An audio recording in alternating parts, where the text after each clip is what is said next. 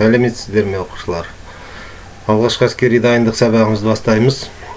Бүгінгі тақырып бас, кеуде, құрсақ, дененің жамбас бөлігі және аяқ-қолдарды таңу ережесі және әдістері. Сабағымыздың мақсаты сіздерге алғашқы медициналық көмек беруді, таңғыш салу әдістерін үйрету. Таңғыш бізде әртүрлі дене мүшелерімізді ауыртып алған кезде, соғып алған кезде, не болмаса түрлі жарақаттар алған кезде салынады. Біздің міндетіміз тек қана өзімізге ғана емес, сонымен қатар жанымыздағы жолдастарымызға, басқа да адамдарға алғашқы медициналық көмек көрсетіп, осы таңғыш салып, ол кісіге көмектесу. Соғып алған жағдайлар,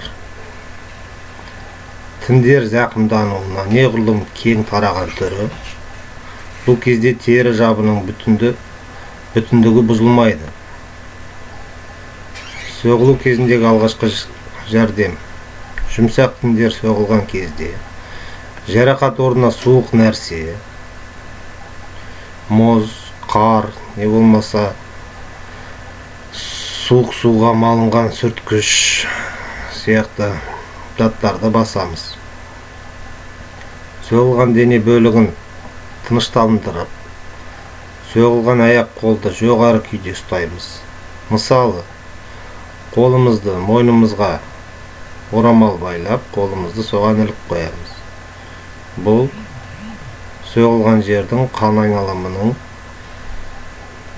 дұрыс жұмыс істеуіне әкеледі.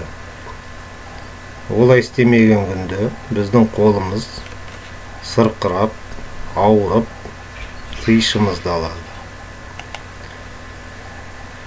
Таңғыш материалдарын дұрыс таңдай білу керек. Бұл мәселеде кез келген нәрсемен таңғыш салына бермейді. Өйткені ол біз көмек жасағанмен қатар дененің сыртқы теріні бүлдіріп алуымызға әкеп соғуы мүмкін. Көптеген танулар екі бөліктен құралады. Зақымдану орнымен сәйкестенетін ішкі және оны ұстап тұратын сыртқы таңғыш салу. Таңғыш материалдар алуан түрлі. Олардың басым көпшілігіне қойылатын талаптар жұмсақтылығы, гигроскопиялық дымқыл сіңіру қасиеті, иілгіштігі болғаны жақсы. Мына суретке қарасаңыздар, саусақтарға салынған таңғыш түрлері.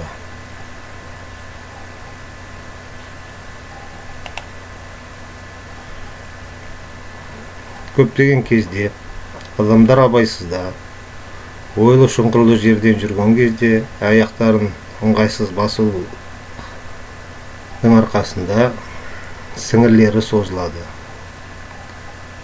Аяқтың ұшы бұралып, сіңірі созылады. Сіңірдің созылған жері шыдатпай ауырып, ісіп кетеді. Алғашқы жәрдем ісінген жерге суық шүберек басып, қатты таңып тастау керек. Содан соң дәрігерге көрсету.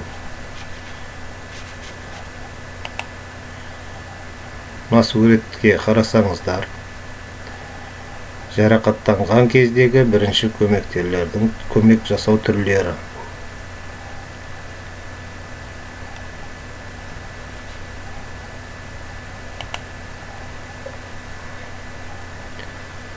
Сонымен қатар,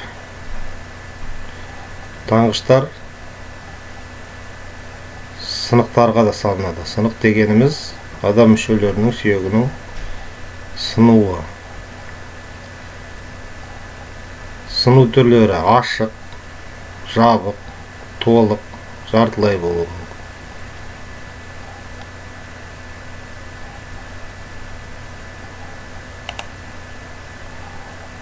Алғашқы көмек көрсету.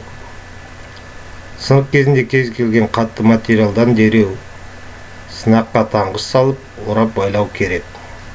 Таңғыш болмаса, Онда сынған аяқты сау аяққа тақап байлап, ал зақымданған қолды орамал арқылы мойынға асып қою қажет. Сынық ашық болса, жараның айналасын йодпен сүртіп стерилденген таңғыш байлаған жөн. Ауруханада сынған сүйек жарықшақтарын бір-біріне түйістіріп, дұрыс қалыпқа келтіріп, гипстен таңады. Ескерту: дұрыс емес жасалған таңғыш қатты қысып тастауы және қан айналымына кедергі жасауы мүмкін. Сол себептен жарақат алған адам саусақтарын қозғалта ала ма, саусақ ұштарының түсі өзгерген жоқ па, және сезім қабілеттерін жоғалтқан жоқ па, соны таңғыш салғаннан кейін тексеру керек. Келесі кезекте бізде басқа адамның басы жарақаттанған кезде чепес таңғышын салу.